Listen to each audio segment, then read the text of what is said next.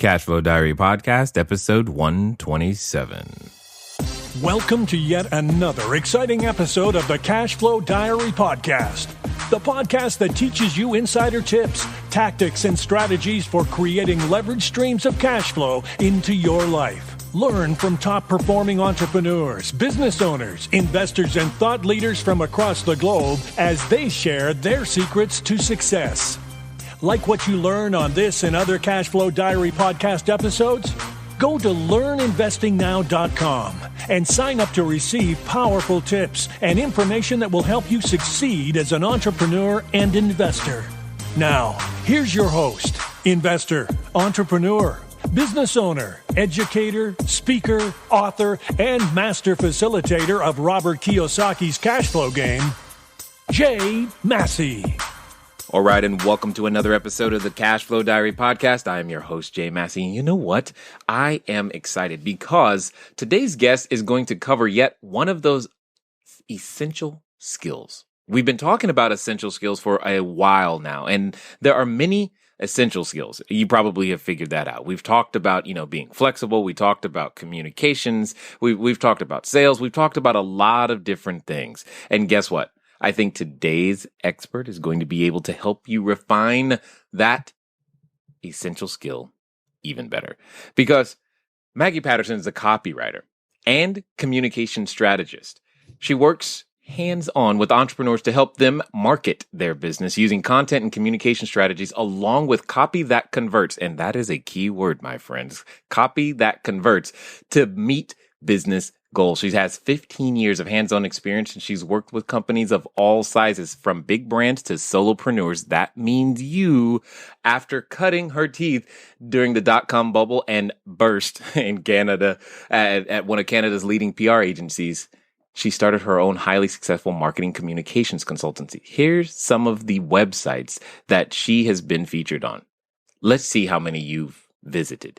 The Huffington Post, Virgin.com, LKR Social Media, Duct Tape Marketing, Content Marketing Institute, and Yahoo Small Business.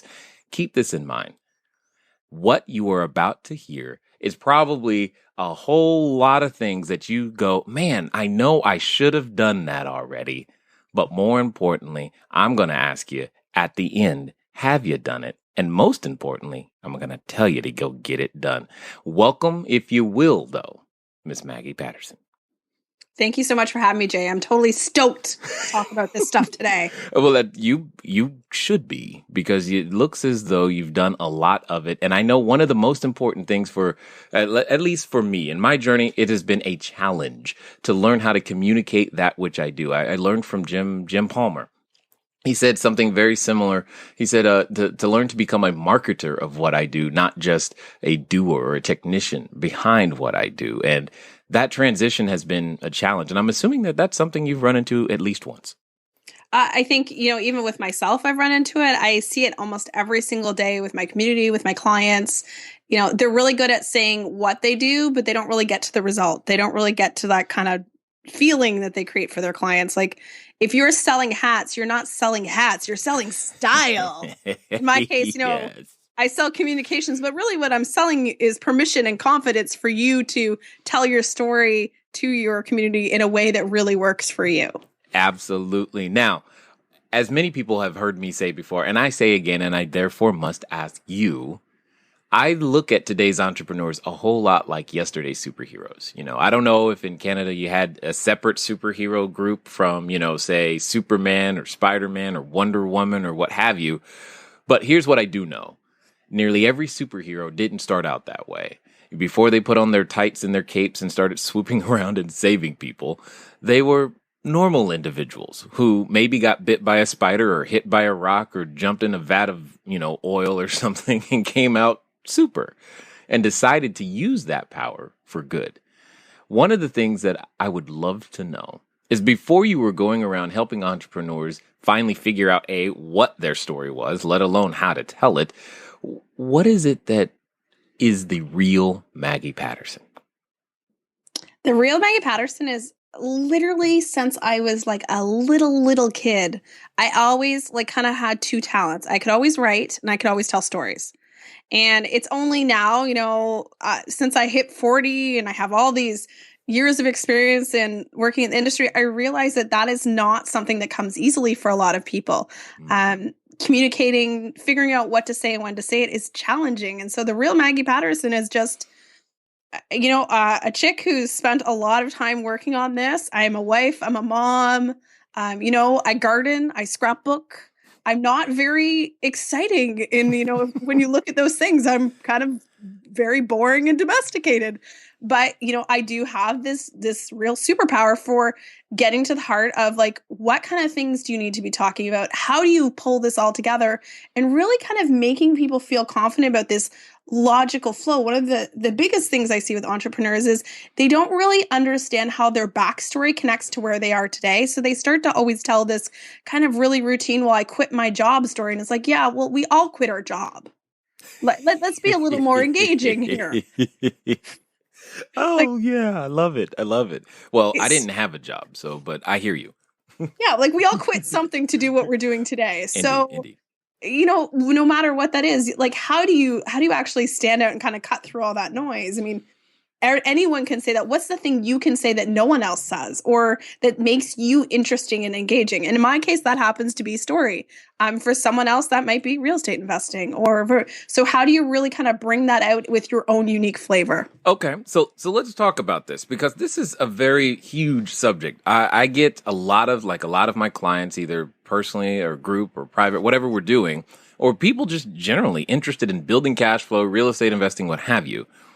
They're excellent technicians. They go to the books, the tapes, the seminars, the CDs, MP3s, all the stuff, which is great at teaching them the technical skill, which is wonderful. You need that to actually do the work. However, if nobody comes through your door, your store is empty. And how do you take that mindset, that person? How do you do that and go and teach that person to be able to go, okay, here's the process of how to break it down so that you can grab people's attention and bring them over to your store? So, I think this is such a good question because we learn how to do social media. We learn how to, create a press release or whatever it is, a newsletter. And we have the skills to do those things. They're not, once you kind of learn the way it works, it's not challenging. So you start doing those things and then you realize like, well, no one's reading this. Like I'm blogging and nothing's happening.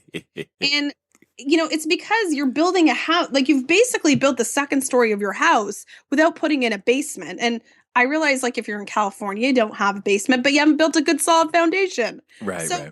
And, really the easiest way to think of it is storytelling and messaging is that foundation for everything you do in marketing. So when you skip ahead, it's very, very shaky and it might not work. So, starting to look at that overall message and story, look at there's 4 kind of functional areas, looking at your customer, what they actually need from you and what's that message? How can you connect with them? What are they struggling with?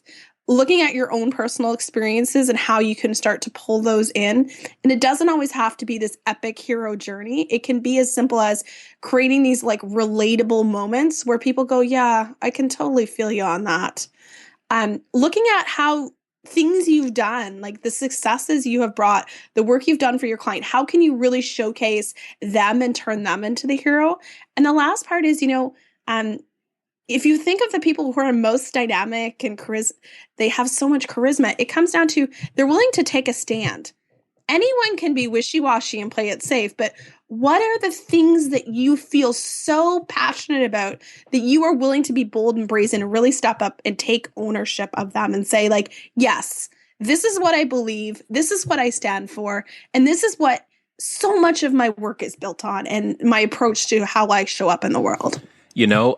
I agree with you, especially on that last point, because I think what happens, and I could be wrong, and I'd love to hear your thoughts, is when we take that stand, we run the risk of alienating some, and that we don't know if that some that we're alienating is the person who would give us that first that they'd be our first client or that first person that buy a house from or sell to, et cetera, et cetera. And I think there's a lot of fear that's driven between doing exactly what you said. Yeah, I think it's very, very scary, but no one ever is successful by playing it safe. And, this is the classic thing. When I say to someone, what's your target market? They say small businesses. I'm like, what? That's not a target market. Let's talk about how you're going to niche that down into a very small specific group. With the sheer magnitude of the world and the internet, you cannot talk and connect to everyone. So you have to be willing to say, I'm willing to let that group go. Right. Because if they don't vibe with my jam, fine, goodbye. Not everyone's going to like everything you say. Trying to be friends with everyone is just too hard. Oh, I feel like you are a long lost relative right now in so many ways, because we're preaching the same message. Because I think, like, for example, a lot of those of you who are listening right now, you get confused. You hear one day I should do this strategy in real estate, and then I should do this strategy in real estate. And you won't let one of them or all of them, except the one you know best, go by the wayside. And you end up trying to chase 12 rabbits at the same time, and it doesn't work. So, Maggie, let me ask you this. When you're working with someone new, what's usually how do they come to the realization that they're like, I need help? Honestly, I think two things generally happen with my audience is, number one, someone like a coach will say, that's it, you need help. Like literally they are like told, they're like cut off cold turkey. They're like, you can't do anything else until you get this stuff sorted out. Or the second one is, I find that most of my clients, when they come to me, they've been listening to my podcast, they've been reading my blog content, they, connecting with me on social media, and they're seeing me in action. They're really getting a feel for who I am and the type of work I do, and they like my style. They appreciate that I'm direct and honest, and that's what attracts them. There's plenty of people I know don't like what I have to say, and that's fine. I can still sleep at night. Right. So really at that point, they realize, they're like, oh, yeah, like I'm not feeling super secure in what I'm putting out there. I'm not confident in the message I have, or I'm really just kind of unclear and muddled. And a lot of times I think the easiest things to say is they're wishy-washy. I love it. You are like, you speak the same way that I do. It's just very clear, very matter of fact, and it is just refreshing to hear. So let me ask you this.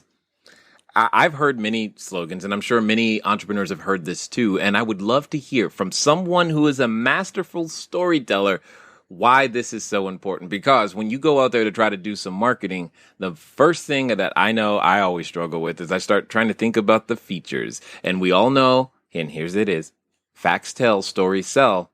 I would love to know if I'm that person who's got a business or hopefully thinking that an idea would be great, what is the first way I should learn to tell my story? Oh, I think, if you're looking at something like an actual program, service, you're actually going to sell something with a story, I think the absolute first thing you have to understand is how storytelling works.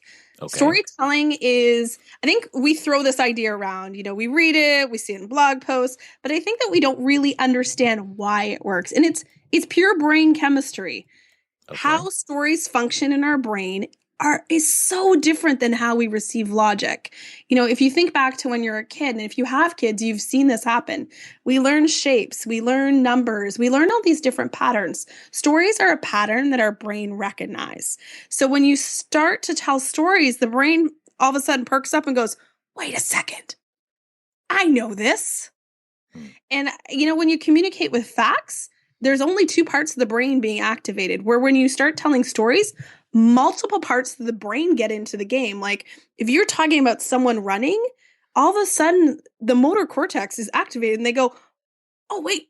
And the more parts of the brain we start to stimulate with that story, the more memorable it becomes, the more of the imagination we can engage.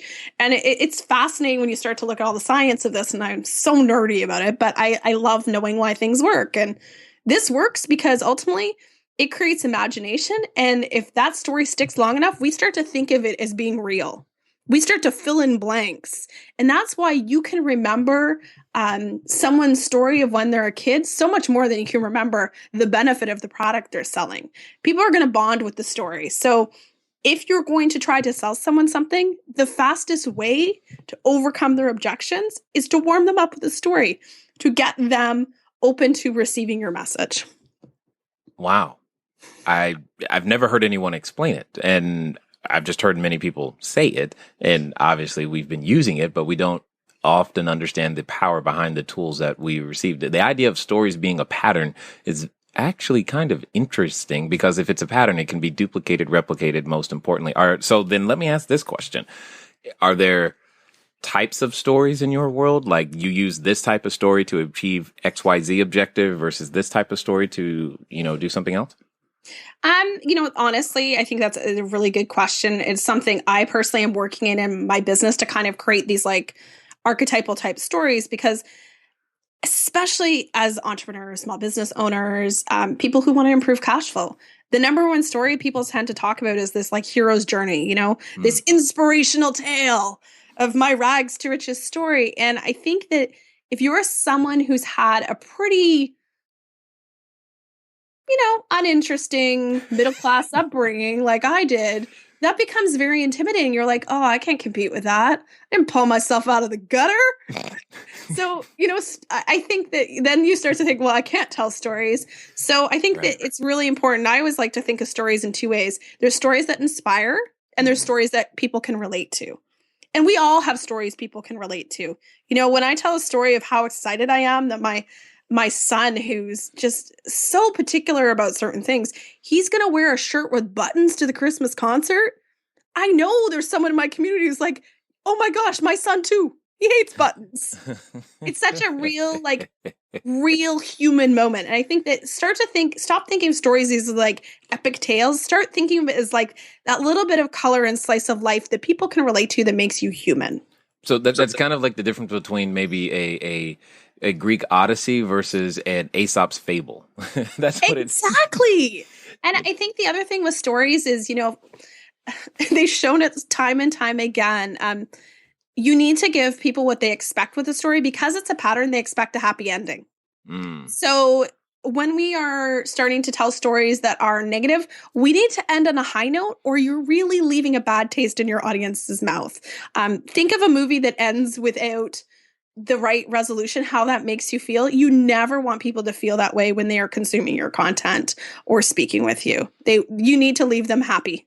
I wish you hadn't said think of a movie, because M. Night Shyamalan just came to my mind and won't leave, because he's had such a consistent string of doing what you just said that it was just so easy for me to remember that. That's unfortunate for him. Anyway, we move on.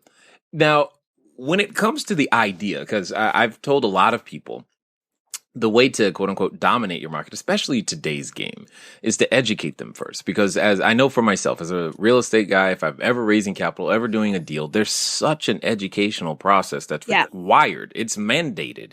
So I was like, well, might as well turn it into marketing pieces. And there's this whole concept of content marketing. For those who may not be familiar with what that is, how do you see what that looks like? And most importantly, how does one actually do it? So probably the easiest way to think of content marketing is you're using content to educate and inform people. And by educating and informing them, you're creating trust, and then they, they're more apt to do business with you, because they understand that you are a subject matter expert, that you are someone that really knows their stuff, and that you can deliver value, because there's this automatic idea. You think, oh, if they're giving me that for free, what would they give me if I was paying them? Mind blowing, right? So content marketing really is just kind of a system for you using your marketing, where we're moving away from this kind of sell, pushing facts at people, and really focusing more on providing a lot of value and injecting stories into that. We talk a lot about blogging. We talk a lot about creating different forms of content to engage with our audience. Those are the perfect places to start to put in these kind of like micro stories and these things people can relate to. So it's not just, here's my top 5 list of things. It's like, here's my top 5 list of things, and let me make this a little more interesting for you so you actually remember it. Keyword on the remember it part. So are you trying to tell me that I got to have a website? Well... We just talked about this. So I confession, I did not have a website until 2013.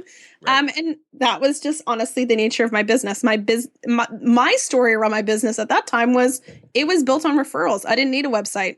I was full all the time. And it was only when I started to kind of change my business and start to really focusing on growing it that I was like, yeah, okay, I do need a website. But I took a lot of time, and I encourage people to do this, is don't get into the I'm going to put up a website trap. Really think about what's the story you are telling with your website. Everything on your website, the words, the look, the feel, the colors, everything tells a story about you and your business. So you want to make sure that if you're going to put yourself out there, that you are telling the right story. Okay, so you just said something that I know everyone's thinking right now. How do I know if it's the right story? Well, there's, the right story. There's going to be right stories for different stages in your business. Your story is going to evolve over time. A story is not static. So maybe the story you're going to start off telling is talking about a very specific part of what you're doing. And then you're going to realize, oh, people have an appetite for more.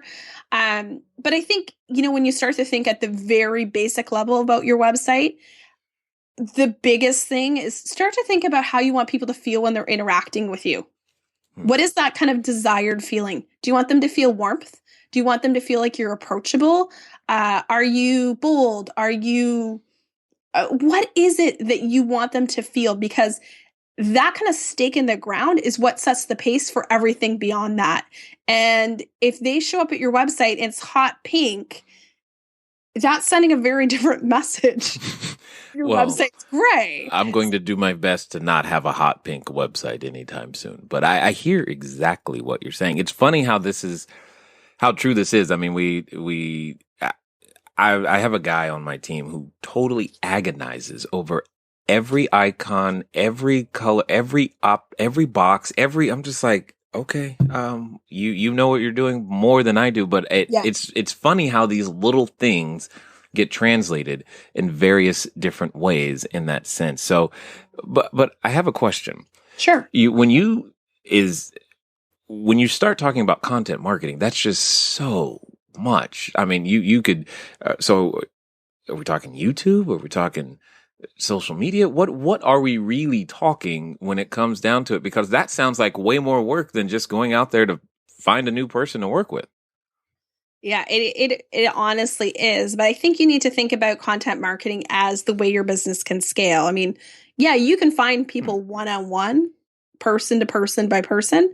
But if you want to build something that is bigger and bolder, content marketing is your way to do that, because you ultimately at some point in your business, right, we get into this, you're bound by time, you're bound by that whole idea of trading time for dollars. So if there's going to be scale in your business and you're going to start to bring more people and grow your audience, content marketing is what's going to give you that leverage. So it is, I will never tell you, content marketing is A, not fast, and B, if you are impatient, it is the wrong option for you.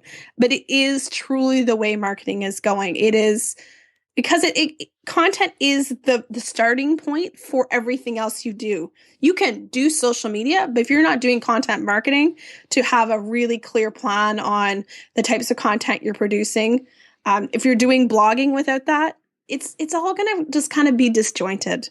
Content marketing is like the roadmap for the direction you're going to go in, and lets you figure out the right things to create, really tap into what your audience needs and go from there, versus like, hey, I'm blogging. It's like, well, what are you blogging about? I don't know. I'm just blogging because somebody said that that's what I should do. And what's interesting is you mention it as a complete strategy. In keywords, it is not exactly the fastest strategy on the planet, but I love the word you said. It's about scale. If you're looking to scale the business, it's a good way to make that happen. So what is your like go-to strategy when it comes to working with a client and helping them get up and running as quickly as humanly possible? What does that typically look like for you? Are you tired of letting good cash flow generating ideas go to waste? Go to CashFlowDiary.com/ready to apply for a complimentary, yes, that means free, one-on-one breakthrough session. Take action now. Go to cashflowdiary.com/ready. Again, that's cashflowdiary.com/ready. Before we get back to today's episode of the Cash Flow Diary podcast, your host, Jay Massey, has some important insights to share with you. All right. I don't know if you were enjoying this Essential Skills Set series or what, but here's what I do know.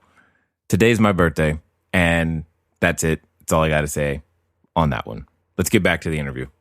I've been running as fast as humanly possible, which is the case of pretty much everyone I ever work with, because everyone's like, this must be done now. I'm like, oh, settle down. So I really approach my approach to content marketing is really kind of based on 3 pillars. It's based on the pillar of story, then content, then promotion. So if you look at it kind of as a triangle, is that base of the pyramid is always going to be story. So we really spend a lot of time figuring out, what their audience needs, all those different elements of story we've talked about. Then we move into content. So when I talk about content is what type of content are we going to create? What's the most appropriate vehicle for you and your personality? If you hate video, why are we going to do video? Maybe you need to be doing a podcast, or maybe you're a fantastic writer. Really play to your strengths and go from there. I think it's so easy, especially with our content and promotion, to get trapped in this shoulds. Well, so-and-so said I should. Oh, that works for my competitor. Well, maybe that's not going to work for you. So, we're not making cookies. This is not a little factory of gingerbread men that all look the same. We're all going to have different sprinkles and be different shapes. And, we need to really kind of embrace that, our singular personality into that. So figure out the right type of content. And then once we've done that part, kind of the top of the pyramid is promotion, is figuring out how we're going to get your message out there. If you're going to use social media, what specific platforms are we going to use? How are we going to do that? What kind of content are we going to put into those platforms? Are you going to blog? Are you going to podcast? How does that all fit together? How are we getting all these messages and stories and content pushed out into the world? This is so starting. It's a lot. It doesn't happen overnight. Yeah. I get all that, and I guess in some instances, it feels overwhelming, and I'm just sitting here thinking about the journey and the process, and how each one of those things are things that we've added slowly over time. Yeah. Keyword being slowly over time, and yet at the same time, as you said, as an entrepreneur, we've got this feeling, it's got to be done now, yesterday. It's got to all be right there and accessible. How can we do that quickly? And this is just not the method for doing so. Now, one of the things that you were mentioning earlier is that you were saying we had to be aware of how we wanted to show up for our clients, how we wanted to, present ourselves. I guess, for lack of a better way of putting it, I would call that the brand image. Was that similar to what you're saying, or is there more? Yeah, no, I would definitely say that's, figuring out kind of what your brand is. And I think the word brand is kind of this big, scary thing. You're like, because we think of like Coca-Cola, and it's like, well, take the same principles of Coca-Cola or Walmart or whatever big brand you want to pick, and think about, how do they make you feel? Why do they always use consistent colors? What kind of language do they always use? Because you start with your brand to set this, create this set of expectations. And that really provides a guidebook for the way you communicate. Like, I know in my brand, we've started using a lot of very specific types of photography. So it almost gets to the point where when you see that piece of content, you automatically can attach, oh yeah, that's from Maggie, or that's from so-and-so. What is the brand experience you create for people? And I think that part of that brand experience, part of the story we tell as part of a brand is not just at the part we attract people into working with us. It's like, once they're in our business, what do any materials they get from us? What kind of gifts do we send? How do we interact with them? How do we correspond with people by email? That's all part of our story. And I think a lot of times we forget that. We're really good at getting people in the door, and then we kind of drop the ball in terms of what that brand experience is. Shh, don't tell everybody.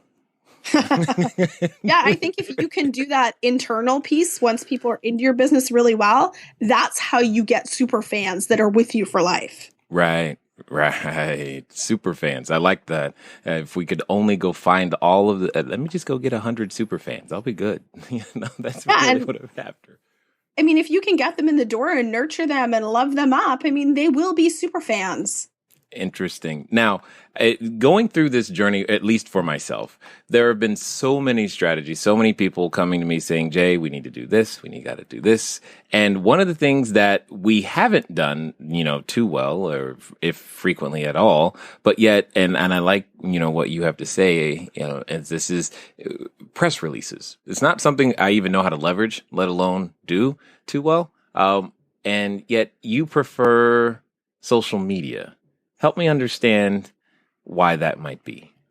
Oh, goodness. We're going to talk about the press releases. I'll try to not get all ornery about it. That's okay. Hey, there's probably someone right now who's going, okay, what I need to do is that I'm working on my app and I'm going to send out this press release and the world is just going to know and life is going to be great. Yeah, here's the thing with press releases. This is not to boastful. This is straight up factual information. I have probably written thousands, done media campaigns around thousands more press releases. And the reality is the press release is a really kind of retro tool. And the reason we fall into doing it tends to be because when it comes to contacting the media or getting, quote, our message out there, that is the tool we all know about. We all kind of have this vague idea of you use a press release. And there's a lot, it's a very, very static, boring tool to be using in 2015 when the reality is we have social media, we can blog. It was great in 1999 when the internet was brand new, but we don't need to do that anymore. And the perfect example is, I brought up the example of Coke a few minutes ago. Coke is not issuing press releases anymore. They are phasing them out. When you look at how big brands are doing their storytelling now and sharing their stories and getting their news out there, they're using what's called brand journalism. So how can they be that internal journalist within their own brand? You don't have to rely on getting in the Wall Street Journal anymore to get your message out there. And that's not to say traditional media is dead. I don't believe that by a long shot, but your message is going to be so much more effective if you're doing it on a one-to-one basis. So if you want to get in touch with a key reporter at your local news station, build a relationship with them and send them a pitch email that's really short and sweet, summarizing versus this really kind of boring, canned press release that feels super impersonal. I'm sensing you don't like press releases. I'm just guessing. I have absolutely no use for them. I think there are very, very few times and places where they actually are useful. And generally for entrepreneurs, they're not. They're kind of a waste of time and paper. Unless you are a publicly traded company that has to disclose it for the stock exchange, you're in a crisis communication situation, and you're a high profile company, which is in the media, and that's the best way to get the information out. I really don't believe it's necessary anymore. And you are talking to a woman who's made a lot of money doing press releases over the years. Nah, understood. Well, anything that you can do to help me, the normal entrepreneur, be able to avoid the challenges that we typically face would be great. And it sounds as though that this is one particular strategy that we need to definitely put on the wayside. So when we're getting on the social media and other platforms, what do you say there? I mean, you realize that every time you say don't do this but do this, we're always faced with the same challenge of, well, how do I communicate there? You say blog, okay, cool. How do I communicate there? Well, video, guess what? I got to communicate there. This is a constant issue. Yes, the easiest way to solve this problem? Yes. Figure out where your people are. And if you have a big, big target audience, you need to get very, very narrow to figure out where they are. So your business you could find out that, hey, my typical client is a woman this age. Hey, what social networks do they hang out on? Oh, they're on Pinterest and Facebook.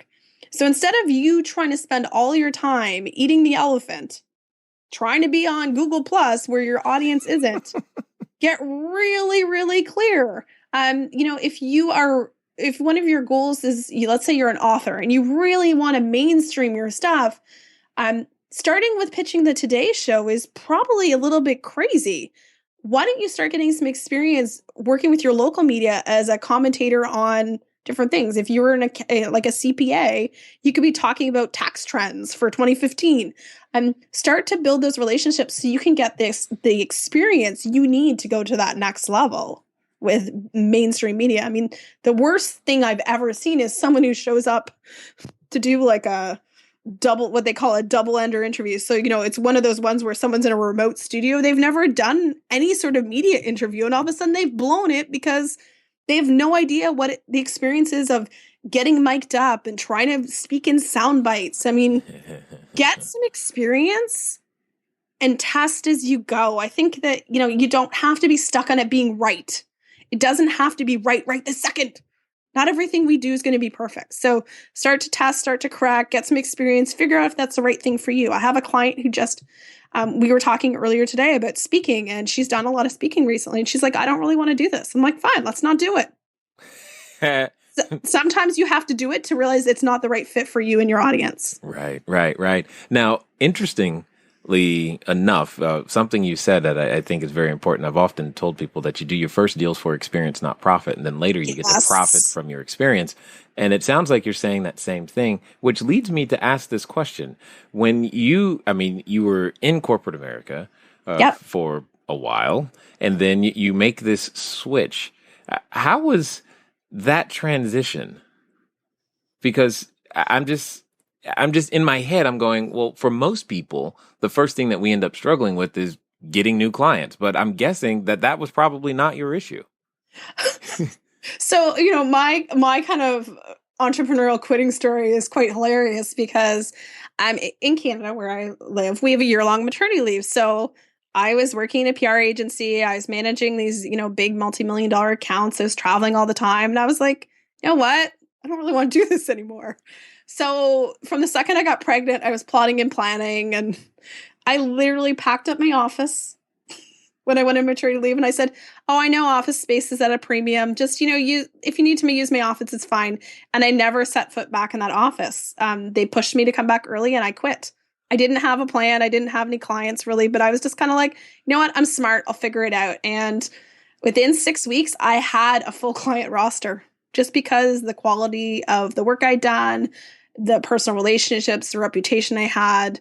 So I think that a lot of times if you're going to make that leap, you need to really make sure that you've done that foundational piece where people know, like, and trust you already. Well, okay. And I get that. That's if you're going to stay in the same industry. But for most of the time, that's not the case. What if I'm going to switch industries because I just don't want to do whatever it is that I'm doing ever again? And this new shiny object over here looks really, really nice. And I would love to go play with that. What do you do then? I think in that case, a good transition plan is good.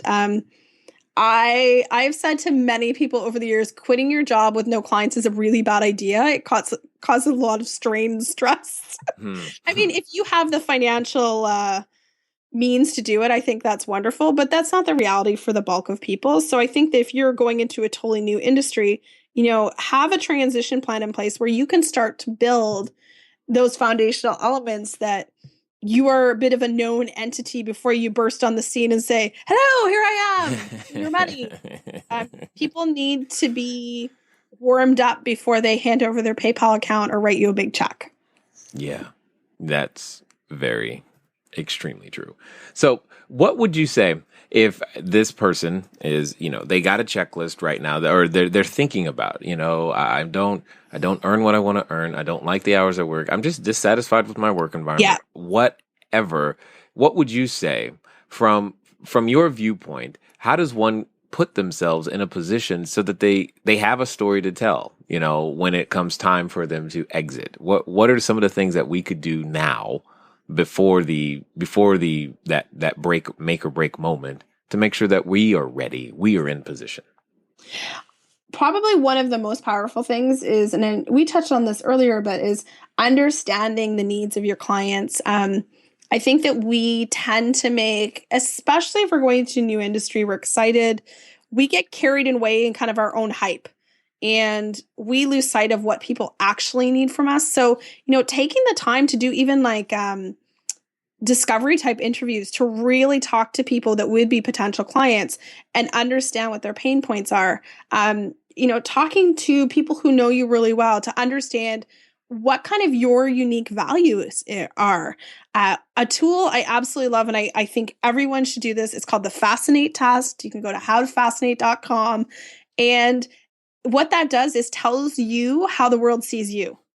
Instead of like a Myers-Briggs type test, it'll tell you like what kind of the lens you look at. I think understanding those kinds of things are great foundational pieces to getting to your story. I don't think it's a matter of sitting down pen to paper and saying, okay, I'm ready for my story. It's like, it's not all about you. It's about how you can serve and what you can show up and the legacy, the impact you can have on the world. So, start by doing some homework first and getting clear on what that all means when you put it together. Excellent. Excellent. Could you repeat that website again? Because I know it went by quickly for somebody and they're going, I missed it. It's howtofascinate.com.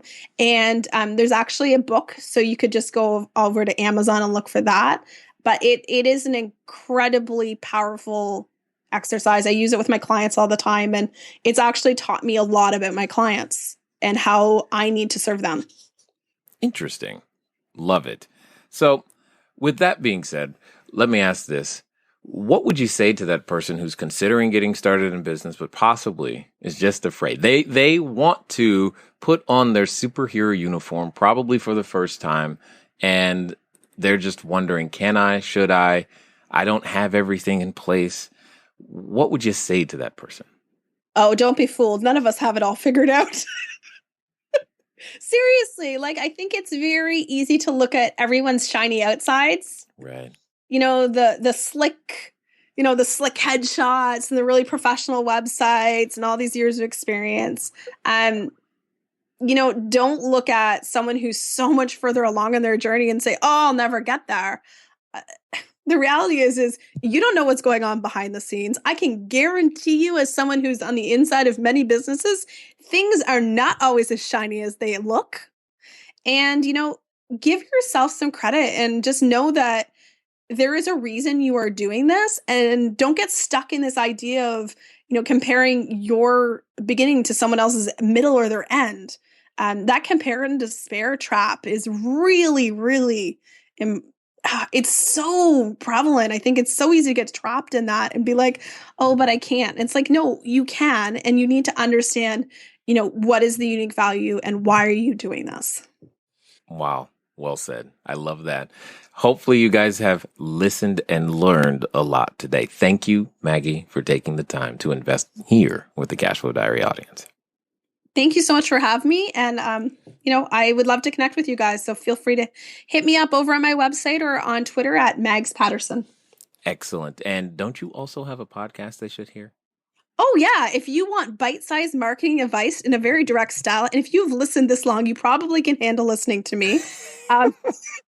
As my husband says, people actually listen to that. Right. But that's because he has to listen to me all the time. Right. They're choosing to. That's a completely different thing. Yeah. So it's the Marketing Moxie Show, and you can find it over on Stitcher and iTunes. Excellent. Again, thanks for taking the time to be here. Okay, ladies and gentlemen, you know what time it is? It's time for you to move at the speed of instruction. What does that mean? That means maybe howtofascinate.com is the first place you need to go, but I think it's MaggiePatterson.com, because at the end of the day, you've heard information and you need more of it so that you can go out there, become the bigger, better, badder investor you were born to be, and today is the day to make it happen. We do our best to bring you the information, knowledge, experience, and resources required to make these things happen for you. So now it's up to you to go do it. I look forward to talking to you soon. Until next time.